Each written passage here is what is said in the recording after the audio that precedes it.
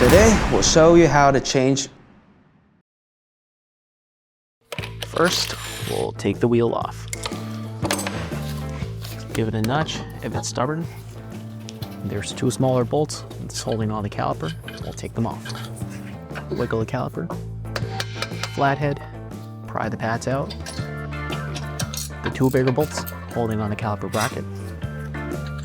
Flathead again, pry the clips off. Wire brush, clean up the bracket from brake dust.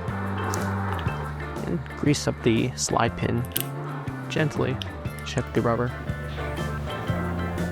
Grease up the new pads. Reassemble the two bolts for the caliper bracket and put the new pads on. Caliper piston tool will spin the piston back in the caliper. Gently wiggle the caliper back on the car and tighten up the two smaller bolts. Get the wheels back on, and that's how we